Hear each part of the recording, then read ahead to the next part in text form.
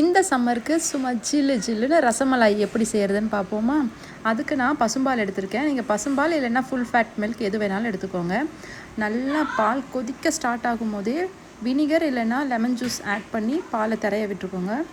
ரொம்ப பன்னீர் கொதித்து ஹார்ட் ஆகிடக்கூடாது. இந்த மாதிரி கொஞ்சம் சாஃப்டான டெக்ஸ்சர்லேயே இருக்கணும். அதுக்கப்புறமா ஃபில்டர் பண்ணும்போது ஒரு 2-3 டைம்ஸ் சில் வாட்டர் ஆட் பண்ணிவிட்டு நல்லா அலசிட்டு இந்த மாதிரி நல்லா டைட்டாக புழிஞ்சுக்கோங்க. ஒரு ட்ராப் கூட வாட்டர் இருக்கக்கூடாது.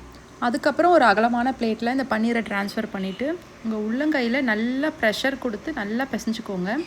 மாவு எப்படி இருக்கணும்னா நல்லா ஒரு சப்பாத்தி மாவு பதத்துக்கு இருக்கணும். இப்போது சின்ன சின்ன பால்ஸாக உருட்டிட்டு உங்களுக்கு என்ன ஷேப் வேணுமோ அந்த ஷேப்பில் நீங்கள் உருட்டி எடுத்துக்கலாம். நான் ரசமலாய் என்ன ஷேப்பில் இருக்குமோ அதே மாதிரி கொஞ்சம் தட்டையாகவே தான் உருட்டி எடுத்திருக்கேன்.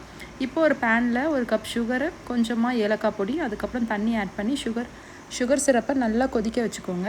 நல்லா சுகர் சிரப் கொதிக்கும் போது நம்ம ரெடி பண்ணி வச்சுருக்க ரசகுல்லா எல்லாத்தையுமே இது உள்ளே ஆட் பண்ணிவிட்டு நல்லா டபுள் த சைஸ் வந்ததுக்கப்புறமா ஆஃப் பண்ணி எடுத்து வச்சுக்கோங்க.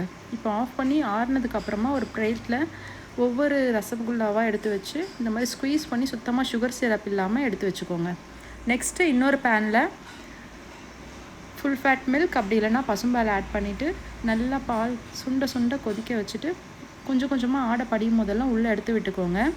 அதுக்கப்புறம் நான் ஒரு பவுலில் கொஞ்சமாக குங்குமப்பூவை பாலில் ஊற வச்சு எடுத்துருக்கேன். அதையும் இது கூட சேர்த்துக்கோங்க.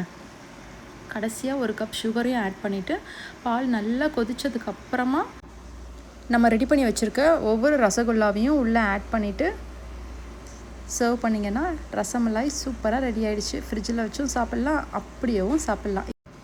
நன்றி.